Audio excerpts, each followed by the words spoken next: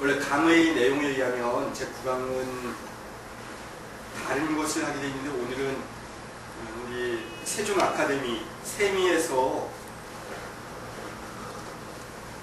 해주신 성법 스님이 계속 강조하는 정념의 문제와 정정의 문제를 검토해보면서 이 시간을 진행하도록 할까 합니다. 왜냐하면 우리 세종 아카데미에서도 여러 번 문제를 거론하고 제시했음에도 불구하고 잘 반응들이 없어요.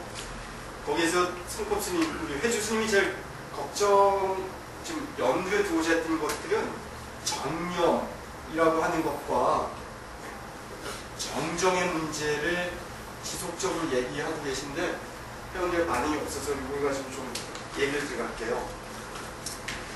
이런 이론적인 얘기를 나오면 좀 재미없으니까 자료 화면으로 보도록 할게요.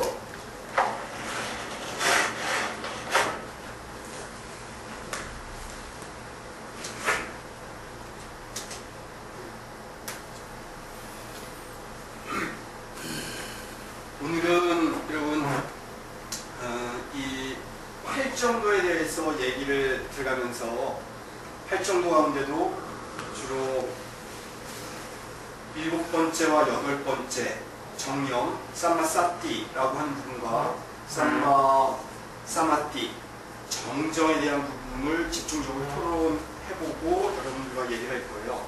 근데 이것에 들어가기에 앞서서 저는 인상파 화가들의 그림을 가지고 이 시간 시작해요. 여러분들 잘 아시겠지만 서양 미술사에서 가장 인기 있는 화풍을 이뤘던 집단 중에 하나가 인상파죠. 우리가 잘 아는 모네, 르누아르 이런 사람들이 대부분 인상파 화가에 속했어요. 이들의 시작 출발은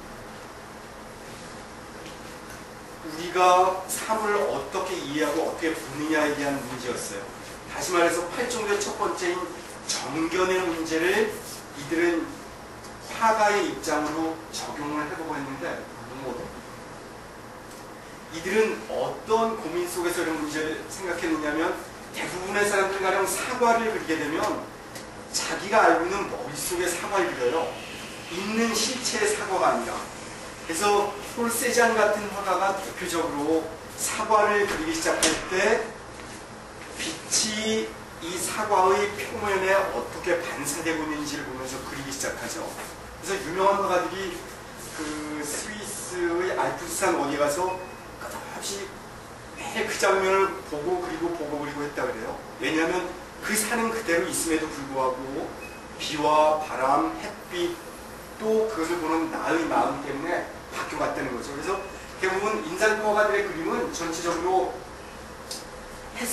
어떤 장면에 햇살이 부딪히는 것들을 점을 찍어서 표현을 하고 나죠. 그죠? 이 부분들은 우리에게 시사하는 바가 많아요. 그리고 물론 이들이 인식하는 대상은 결국 외부에 있는 거예요. 불교는 내면으로 들어오게 돼 있지만 우리 동양정신은 내면으로 귀착시켜서 자기 속에 깊은 것들을 보게 하고 자기 존재의 핵심을 가게 했지만 그래도 이런 인상파화가들이 보여줬던 그림들이 우리에게 알려주는 시사점이 있어서 오늘 시작을 요구를 잡아왔어요. 이거는 모네, 르누아르가 모네를 그린 거예요. 이 르누아르, 모네 이런 사람들은 자기는 이렇게 독특한 화풍을 두면서 같이 어울려서 자주 모였음직하죠. 그리고 이 그림을 그래서 여러분 자세히 보시면 어떤 무척 마치 모자이크 화면들의 여러 개가 모여서 한 장면을 형성한 것이죠. 그렇죠? 이 그림을 전체로 본다면 그런 이미지가 뚜렷하게 나와요. 자, 이제 그럼 본격적으로 다음 장면으로 또 넘어갈게요. 예. 그렇다면 인상파 화가들이 사물을 보는 시각에 빗대서 저는 이제 팔정도를 시작하려고 하는데 불교의 팔정도를 그냥 이렇게 한문으로 그리고 파이어라든지 이런 걸 한번 적어놔봤어요. 원래 팔정도는 팔찌성도라고 얘기를 하는 게 원칙이에요. 왜냐하면 이 팔찌에 대한 개념은 요가 수트라라든지 요가의 경전에서도 팔찌 요가라고 하는 시스템이 있었는데, 이 요가의 팔찌 요가, 아스탕가 요가라고 하는 개념이 불교의 그 아스탕가 마르가와 시대적으로 누가 먼저냐 뒤냐 하는 것은 좀 애매한데, 이렇게 서로 대비가 되고 있었다는 거예요. 그래서 저 말하는데 팔찌성록 또는 노블 에이트폴 페스로 되죠. 제일 마지막에 있는 것은 우리가 잘 아는 그 쉽게 읽을 수 있는 빨리어예요. 그래서 아리아 아땅지포 마가라고 읽을 수 있어요. 이 불교 8정도에 대한 내용들을 검토하면서 저는 금방 말씀드린 그 요가에서 얘기하는 팔찌 요가가 무엇인지를 좀 먼저 설명하고 넘어갈게요. 대신 오늘 첫 장면으로 보았던 르누아르의 그림을 좀 염두에 두면서 우리가 과연 우리의 시각은 어디에 고정되어 있어야 하는지, 또 8정도를 얘기할 때 부처님께서 왜 정견이라고 하는 첫째 자리에 시각적인 또는 마음의 눈으로 자기 내면을 또는 삼계를 살피라고 하면서 견을 보는 자를 시작했는지로 이해하시면 좀 좋을 것 같으네요. 요가수트라라고 하는 책에서는 신성에 이르는 길을 얘기해요. 왜냐하면 요가는 그 이시와라라고 하는 구체적 신을 상정하고 있거든요. 금방 제가 얘기한 이시와라는 우리의 그 관음보살, 관세음신앙에서도 이시와라라고 하는 말이 그대로 등장해요. 우리 관음 또는 관세음을 그 산스크리트 말로 얘기하면 아발로키테 시와라가 되죠. 그래서 아발로키테는 아바라고 하는 것은 이 아래로 내려오다, 뭐 아래쪽에 있다 이런 뜻이고, 로카는 세상을 얘기해요. 그래서 아래로 내려온 신, 뭐 이런 이미지가 될 수 있어요. 물론 불교에서 이슈와라는 어떤 신의 이미지라기보다는 좀 더 보살의 이미지로 변천됐는데, 이들이 얘기하는 요가에서는 단지 이슈와라는 신격을 얘기해요. 신이라 우리가 알는 서구적 신과는 조금 차별은 있지만 신과 거의 동급, 그래서 신격을 뜻하는 거가 되는데, 이 신격에 도달하기 위해서 우리는 어떻게 나아가야 하느냐를 얘기하는 것이 바로 요가의 구체적 수행법이에요. 8단계로 나뉘어지죠.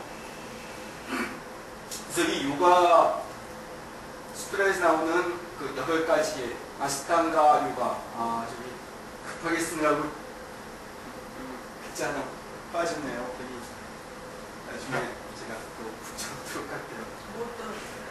아니, 우리 글자가 T자가 TAN 여기 막 하는 거지. 글자를 크기 때문에 붙어 있는 거구나. 예. 글자가 막 크고 작고 굵고 짧게 나와서 제가 아스탕가, 맞아요. 아스탕가 요가는 이렇게 화면에서 보는 것처럼 8가지로 나오고 있어요. 적지는 않으셔도 돼요. 그게 아주 중요한 건 아니고, 우리가 일상적으로 생각해보면 쉽게 이해할 수 있고, 가끔 우리도 많이 들었던 말들이에요. 한번 쭉 검토해보면 첫 번째가 야마, 두 번째가 니야마, 세 번째 아사나. 우리가 아사나에 대한 얘기는 많이 알고 있어요.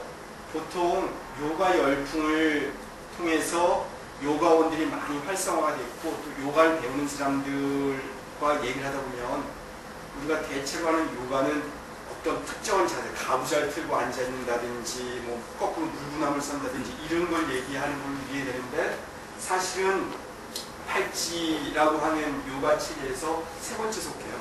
그것들을 통칭해서 아사나라고 얘기하죠. 하나씩 좀 더 구체적으로 넘어가 볼게요. 그 야마는 어떤 것들을 하지 않아야 된다고 하는 계율에 해당돼요. 이 계율은 우리 불교에서도 흔히 불자들에게 수계식을 해줄 때 계율에 대해서 끝없이 얘기를 해주죠. 그죠?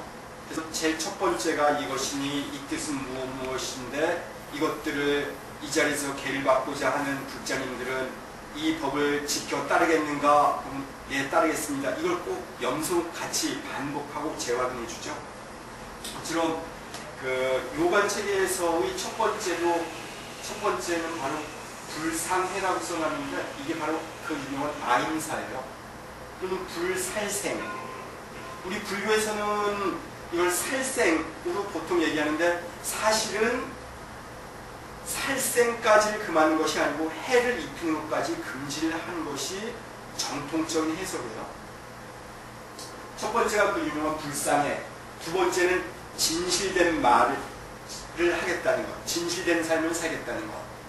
여기에서 진실은 그 마하트마 간디가 만들었던 그의 집단, 그가 공동체를 꾸미고 영국의 제국주의에 반대하고 저항하기 위해서 만들었던 집단이 사티아그라 하죠. 진리를 파지한다는 뜻의 진리 파지 운동을 일으키는데 그때 썼던 말이 사티아가 바로 이 진실이에요. 그리고 이 사티아의 더 어원적인 원칙을 들어가면 우리가 요가 얘기할 때 삿짓 안 한다 얘기를 많이 하죠. 이때 사트도 같은 뜻이에요. 바로 존재를 뜻하죠. 여기서 존재는 뭐 여기 이게 존재한다 이런 것이 아니고 그 영원성을 가지고 있는 존재를 얘기해요. 이 사트는 일종의 우리 불교적으로 본다면 법신의 개념과 유사할 수 있어요. 그런 의미에서 여기 있는 우리는 사실 존재는 아닐 수 있어요. 왜냐하면 우리는 얼마 있다 쓰러지고 사라지거든요. 물방울이라든지 연기라든지 아지랑이처럼. 세 번째는 불투도, 금욕, 무소유 이런 식으로 진행되고 있어요. 불교의 오계랑 거의 흡사한 면이 있죠. 그렇다면 이런 것은 하지 말아야 된다는 것에 비해서 그럼 적극적인 권면을 해주는 개인은 어떤 것이 있느냐면 두 번째 팔주요가로서는 니야마예요. 그는 청정하고 만족한 삶을 살고 기꺼이 고행을 하고 또 경전에 대한 공부를 하라고 가르쳐주고 있어요. 또 마지막으로 신에 대한 헌신. 여기서의 신이 바로 이시와라가 등장해요. 그리고 불교에서의 보살 사상과 유사하게 인도 정통 사상에서도 그 화신에 대한 개념들이 등장하죠. 얼마 전에 영화로 유명했던 아바타 같은 영화로 화신 얘기해주는데 여기서 신은 어떤 제가 아까 신격이라고 얘기를 한 것처럼 어떤 신의 현현들, 신이 나타났다고 얘기할 수 있는 것들을 다 이시와라에 포함시킬 수 있어요. 그래서 똑같은 사람이 어떤 자리에서 무엇을 어떻게 보느냐에 따라서 이것이 이시와라가 될 수도 있고 아닐 수도 있어요. 종교적인 신비로 들어갈 수 있죠. 그래서 사실은 이 팔찌요가를 얘기하는 요가수트라의 제4장, 마지막 장은 초능력 품으로 나타나요. 그래서 엄청나게 많은 초능력들을 얘기해주고 있어요. 그리고 여기에서 성전 공부가 바로 우리가 늘 얘기하는 경전을 공부한다든지 하는, 그래서 경전을 금강경 같은 데서 받아 지니고 읽고 남에게 알려주고 하는 것들이 다 포함돼요. 수지 독송하는 공덕은 이러저러 하다는 것들이. 그래서 여기서 보는 것처럼 불교의 기본적인 수행 방법과 요가의 방법들도 그렇게 사실은 일정한 접점을 가지고 있거나 상당히 유사한 근접점을 형성하고 있어요. 세 번째가 아사나. 바로 좌법은 명상의 몰입을 위해서 앉아있는 건데 이 앉아있는 방식이 독특하죠. 이 편들이 이 요가수트라를 주석해놓은 부하샤에 의하면 앉아있는 것이 견고하게 앉아 있어야 되기도 하지만 동시에 안락해야 돼요. 이 안락하게 앉아있다는 뜻은 대체로 편하게 앉아있을 수 있다는 뜻인데 그럴 때 견고하게 앉아있어야 된다. 이런 것들은 쉬운 문제가 아니죠. 그래서 우리 참선을 수행의 제1의제로 첫 번째로 잡고 있는 우리 대한불교 조계종에서도 여전히 이 좌법에 대한 얘기를 끝없이 얘기하는 거예요. 그래서 선방이신 스님들조차도 서로 누가 한치의 흐트럼 없이 앉아있느냐 아니냐, 누가 잘 있었느냐 아니냐에 대한 그 시비들이 가끔 붙죠. 왜냐하면 사실 그때 시비가 붙는 건 꼭 어느 수행자가 잘 앉아 있었다고 하는 것 때문이 아니고 똑바로 앉으면 옆에서 졸면서 코 고는 소리가 난다든지 몸 뒤척거린다든지 하면 그때 좀 피곤한 느낌을 아주 거슬리는 느낌을 갖게 되거든요. 그래서 이제 그런 시비가 좀 있는 거예요. 그래서 지난 시간과 지지난 시간에 우리 시작하기 전에 잠깐 이렇게 고요한 명상에 지금 돌입해보자고 했던 것들이 사실은 그런 좌법과 동시에 내면에 집중을 한번 꿰보자고 했던 것 같습니다. 그러면 이런 안락하게 앉기 위해서 또는 이것이 성실화 되었을 때 네 번째의 단계는 프라야마라고 하는 조시, 호흡을 조절하는 방식이 있어요.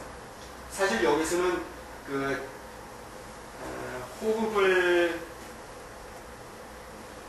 여기서 제가 그대로 팔찌오가 얘기하는 걸 써놨는데 사실 여기서 요 조자는 고를 조자죠. 그죠? 조화롭게 한다, 편안하게 한다 뭐 이런 뜻이어서 요 한문의 번역은 이 프라나야마를 이 조식을 쓴 건 좀 애매해요. 어떻게 보면 이거는 그래서 제가 여기다 쿤마크라고 하는 걸 다시 써놨어요. 일종의 호흡을 편안히 하고 마음을 가라앉히는 것이 아니고 호흡, 다시 말해서 들숨과 날숨을 아나와 아나빠나를 최대한 억제해 나가는 쪽으로 설명해 주고 있어요. 왜냐하면 그렇게 할 때 자기의 에너지가 조절되고 집중되고 통제된다고 생각했던 거예요. 그래서 이 부분이 가장 큰 차이를 보이죠. 우리랑 부처님의 가르침, 특히 불교에서의 좌선에서는 호흡을 조절하지 않는 것이 가장 큰 핵심 중에 하나예요. 그런 얘기 많이 들으셨죠? 그죠? 호흡을 억제하려고 하지 말고 자세를 최대한 꼿꼿이 하는 건 좋지만 억지로 참거나 하지 말라. 더 나아가서는 흔히 동양식 단전호흡을 하려고 하지 말라는 얘기를 하는 거예요. 단전호흡 가령 하단전에 기운을 모은다는 축기를 하려고 하는 동안 이 다음 단계로 넘어가는 것들이 서서히 무너지고 엉뚱한 것에 귀착되고 집중하고 에너지 소모가 그리고 흘러가게 되기 때문이거든요.